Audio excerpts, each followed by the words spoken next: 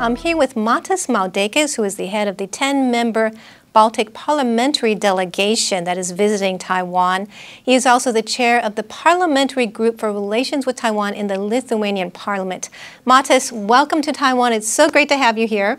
Thank you very much. It's really appreciated, and I feel honored to be here. Your country just welcomed a Taiwanese representative office to your capital, and China has been giving you a hard time about that. What do you think of their downgrading their embassy in your capital? We calculated all the possible steps, and we don't have such a big trade, like that Chinese thinks that they have influence on us, in a sense. We understand that it's in our national interest to do that, to keep up with Taiwan, help Taiwan in any sense possible, because it's a democratic society, and we have to help democracies around the world. What if Beijing severed ties with Lithuania? How would you react to that? Well, our ties with mainland China is not as big as it might looking from here. We didn't sell our Port Klaipėda to them, and after that we don't have much economical relationship. China invested in Lithuania only about 3 million euros. It's nothing. We invested in mainland China 5 times more. That's a paradox. They have trade surplus with us more than 1 billion. That also shows that they are dependent more on our market than we do. And cutting ties would cut the jobs here, not in our market. We can find it somewhere else. So it's for them to decide. Do they want that? And would they set an example for other countries to see what does it mean have your own opinion when you are dealing with China? That would be an example for other European countries. I'm not very sure that China really wants that. You're getting a lot of pressure from China. Why is it that you're willing to take on China? I know that you have a history of taking on authoritarian regimes. You were the first country to declare independence from the USSR in 1991. Yeah. So why is it that you're willing to take on this pressure from China and the losses that you have from China, the economic losses at this time? Because we understand where the world is moving to. More of what we'll see is more about democracy against the authoritarian regimes. And we want to be clear that we are on the democratic regime side because it's in our national interest. What I always emphasize is national security of Taiwan. This is a paradox of our lives now. Is the national security of Lithuania. Because we live in a domino world, let's call it. Foreign policy is like domino effect. If democracy somewhere falls, democracy elsewhere starts to feel pressure. We have to understand that. We want to be on the side of democracy, and because we will not survive as a nation in the world of authoritarian regimes. We understand this clearly. And we, as a not big nation, our biggest strength is truth. Our biggest weapon is truth. Truth is always the biggest weapon, but in this sense it's very big, because if you have a will and possibility to tell as it is, you can go far away. You are vaccinating, in a sense. You are vaccinating mind, you are vaccinating other nations will have to deal with you, straight with you. This is what we want.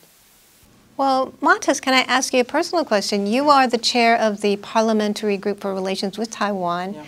That's an important role. And why did you take on this role? Because it's interesting. I'm very into geopolitics. I really like to see the world as it might be, to see the big shifts and understand where the world is moving. And Taiwan is in the middle of that. Taiwan is in the middle of that, and it is honor, and it's also a challenge and possibility to see the world from this region's eyes. When I'm here, I'm watching how you guys see perspective on Europe, on United States, on everything, and also to be the messenger from Lithuania in a sense that we are very engaged, we are very pro, because to be in democracy in this environment you live in, it's a challenging, and it's very to create the economy you created here in these circumstances. it's fascinating. It's geopolitical miracle in a sense, and it must be cherished. What was the best part of your trip here? The most interesting part, and also the big responsibility, you know, when I talk to people, I'm really astonished. I have to admit it.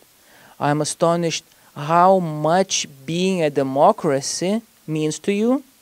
This is one thing.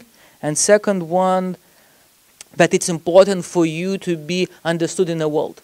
It's interesting, fascinating, and it's like looks like it's where the history is being made. So it's interesting.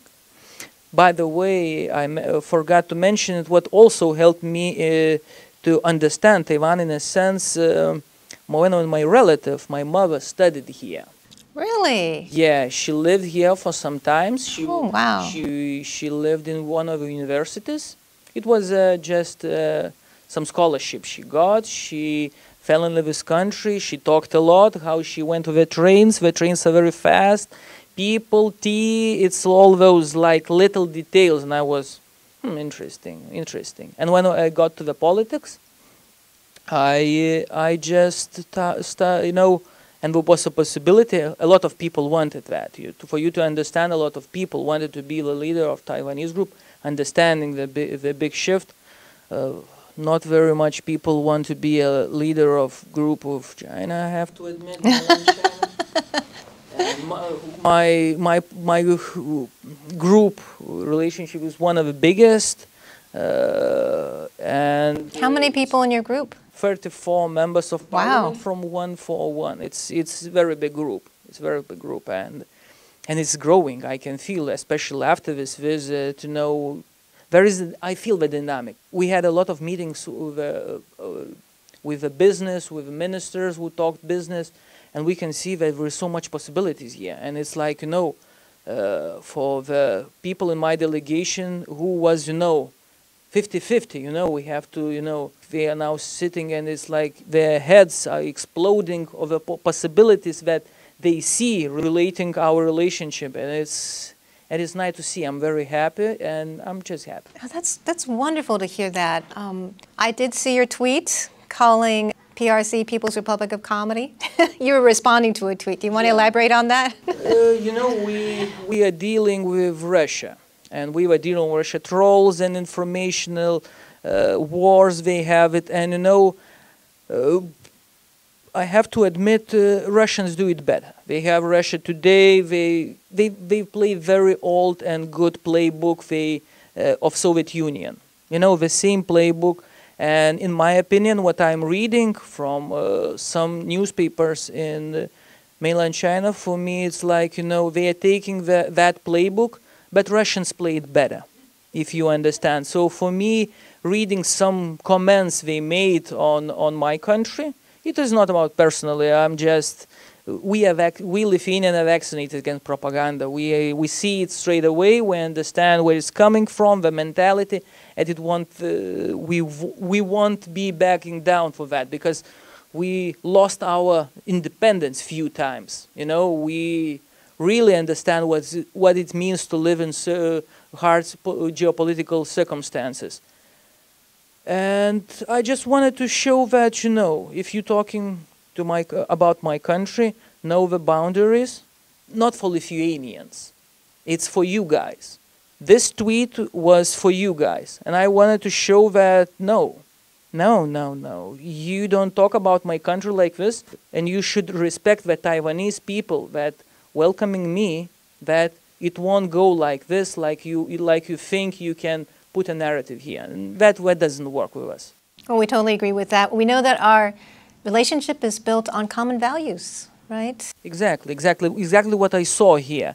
If I have some times, I was driving here and I was told a story. A big star here, a big star actress from Taiwanese who had married to Chinese businessmen, as I understand.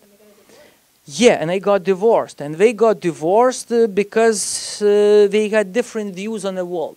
The paradox of democracy that we, you, me, and some Lithuanian in Lithuania understand the mentality on how that woman thinks about the world better than her husband. What is funny for me, China propaganda always says, you know, democracy doesn't work because it's European ideology. Somehow I didn't knew that communism is Chinese ideology. I always knew that it's come from Germany, and it's European ideology even more. So, you know, it's all European ideologies. And this is what this world is about. Being a democracy is about mentality. You have a mentality of democracy. This is what I'm talking about. Me personally, you understand that woman better than her husband. This is a paradox we have to deal with. Well, Matas, it's wonderful having you here. We thank you for all that you're doing for Taiwan and Lithuanian ties and for the world. You're setting an example for the world to be free to engage Taiwan and whoever you want on your own terms. Is there anything that you would like to say to the people of Taiwan before we end the interview? What I'm seeing here, that we are on a brink of something. Think of 10-year perspective.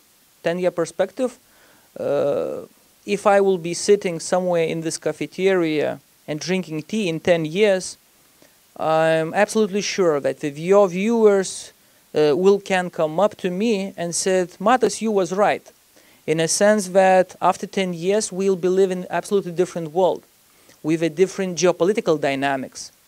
Being on the right side of history and telling the truth, we will have a lot of good news. Well, thank you so much. A lot of it is due to your work and, of course, your whole country. Thank you for standing with Taiwan. I've been speaking with Matas Maldeikis. He is the chair of the Parliamentary Group for Relations with Taiwan in the Lithuanian Parliament.